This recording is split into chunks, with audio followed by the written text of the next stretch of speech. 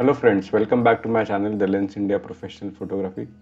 In my earlier video we have covered the camera settings till page number 3, and in our today's session we will cover page number 4, 5, 6 and 7 for the camera settings. So let's start with the camera settings without any further ado. So you can see the first option which is available on the page 4 is the metering mode. So now when you press this metering mode, we have three types of metering mode available, that is the multi, another is the center weighted, and the last one is the spot metering. So based on the situation, maybe you can select the appropriate metering mode. So multi-metering mode is something that which will the camera will read the overall light entering into the camera through the lens available in the scene. Then the next is basically the center weighted metering. So it will mainly read the light which is coming from the center portion, which is approximately 60%, which it covers in the center, and the spot metering, which will be the it will read the light which is coming through the center of the lens. So this spot metering in this case is a little bit different. So this spot metering will only read the light which is coming from the center of the lens and not with respect to the focusing point, so which is slightly different than what are the latest cameras we have. I prefer to select the multi-metering mode, so this works best in all situations. But yes, in some cases when we are shooting against light, and in that case I normally prefer to shoot with the spot metering so that my main subject is properly exposed. Otherwise, in most of the cases, my metering mode is multi.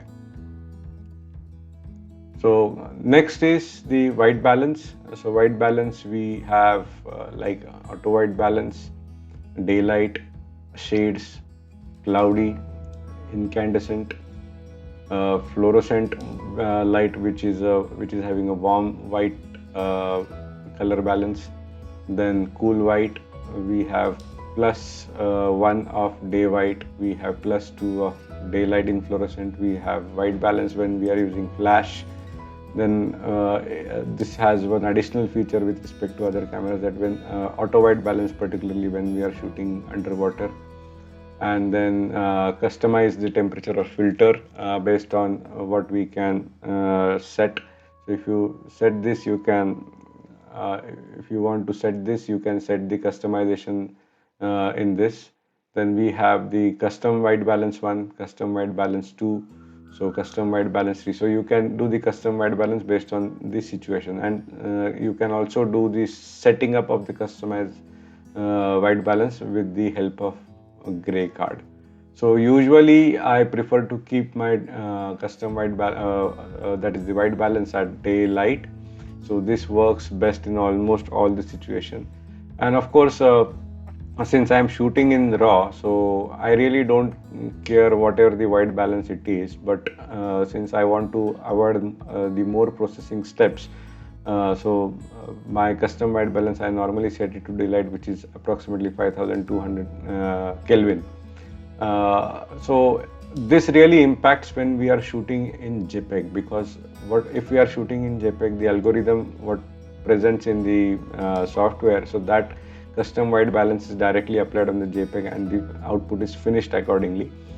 But when we are shooting it in RAW, so even if whatever the white balance is, so we can always correct that white balance in the RAW. So what happens when we are shooting in RAW, so and change the white balance, the old profile what we have set in the camera is removed and the new profile is embedded, so which does not happen normally in JPEGs. But still, to avoid additional processing steps in the post processing, I normally prefer to keep that in white balance as daylight. The next is dynamic range optimizer. So this is, as I said, that dynamic range optimizer is nothing but the HDR function. So we can keep it off or we can keep it on based on your requirement. Then we have 5 levels of dynamic range optimizer.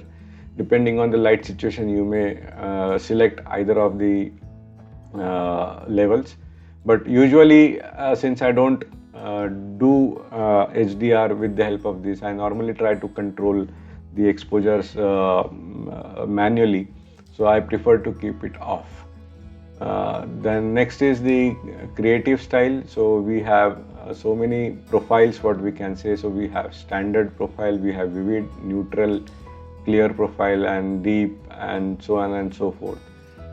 So this also is something like the white balance, what I can say. So you can prefer to keep any of the profiles, so that based on the profiles you will be able to see the image on the back screen of your camera.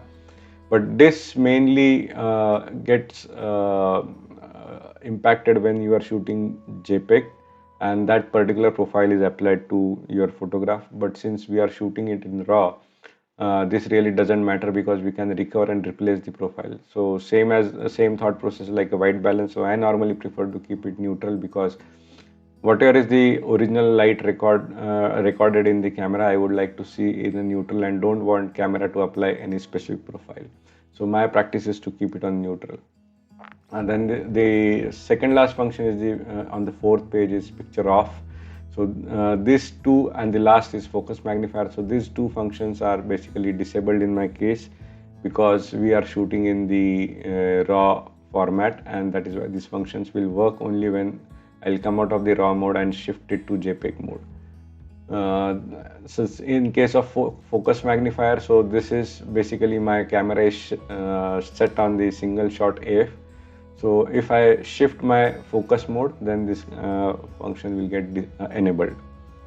So moving on to next page, that is the page number 5. So this is the long exposure mode. Again, this is disabled in my case, because we are shooting it in manual mode, and drive mode is continuous. So that is why this is not going to be enabled.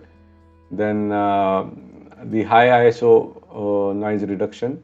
So this is, again, since we are shooting it in RAW, this is disabled.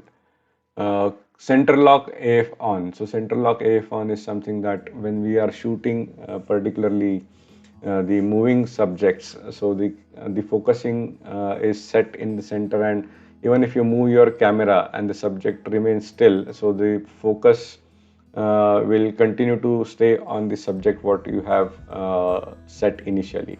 So normally I don't use this function frequently, so that is why I prefer to keep it off. Then the next is the smile or face detection. So you have various options available. You can register a new face, you can have the face detection on, you can give this option that when the person smiles, so normal smile, or maybe a big smile, or whatever it is. But I find these functions normally not of so much use, so I normally prefer to keep it off.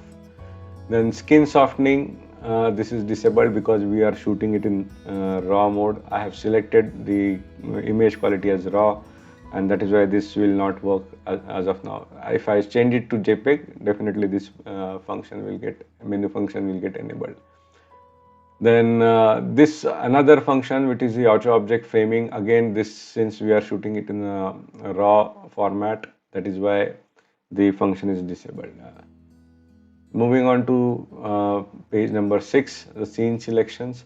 So again, this is disabled function because I have set the dial to manual exposure. For any other mode, this will again become active. Movie selections. So again, the mode selected is manual, so that is why this is disabled. For movie mode, this will get enabled. Steady shots. So steady shot is something when we are basically doing a handheld photography, we have a shake. Particularly, this works best when we are shooting with the slower shutter speeds. So this is nothing but sort of a vibration reduction or the image stabilization function. So normally I keep it on, prefer to keep it on. Then when we are shooting in the movie mode, again you have the same function which is available of a steady shot. So we have more options like intelligent, active, standard, and off. So since I'm not shooting any movie right now, this function is set to off.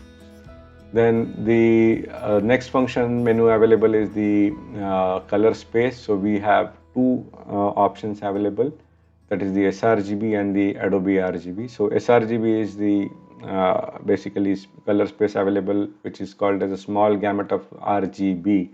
So particularly when we are shooting the photographs for the digital media purpose, so it is always recommended to set this profile as sRGB. If we are intending to take the prints, particularly inkjet prints, and we want to see the more color ranges, so then in that case the Adobe RGB works best. So Adobe RGB has much more colors as compared to sRGB. sRGB has more of a warm colors, and Adobe RGB has is the wider than Adobe RGB and includes the more of cool tones. So depending on the situation, you can select sRGB or Adobe RGB. But since again the same thought process of white balance or the creative picture style what we have.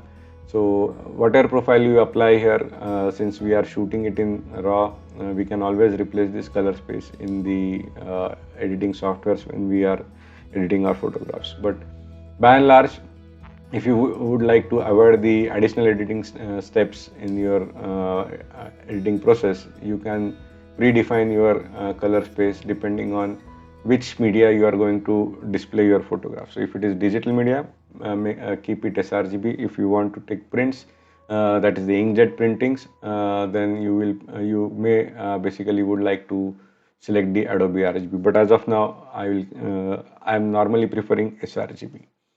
Then auto slow shutter. So as the symbol indicates, it is for mainly while shooting the movies or videos. So you can keep it on or off.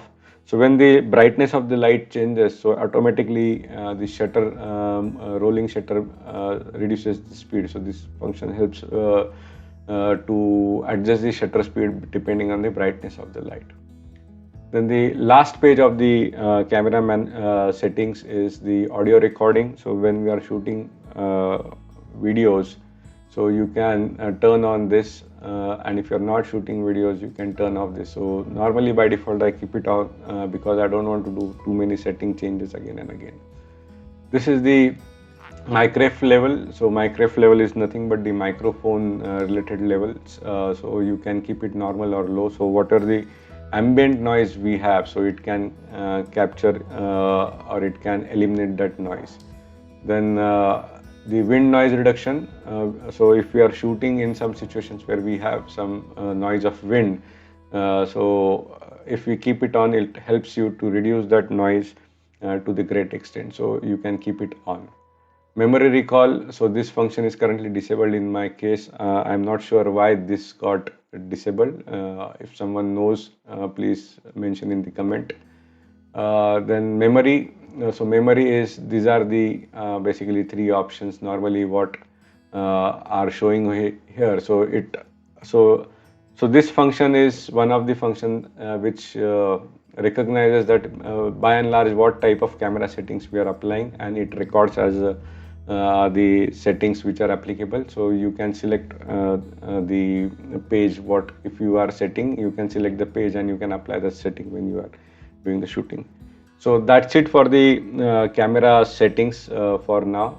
So if you have liked this video, if you have learned anything from this video, please don't forget to hit the like, and if you have not subscribed my channel, please subscribe my channel and hit the bell icon so that you will get a new notification when I'm uploading a new videos. Thank you so much, and soon I'll be coming up with the next topic of this camera menu settings, which is the custom settings in the camera. So bye for now and take care. Thank you so much.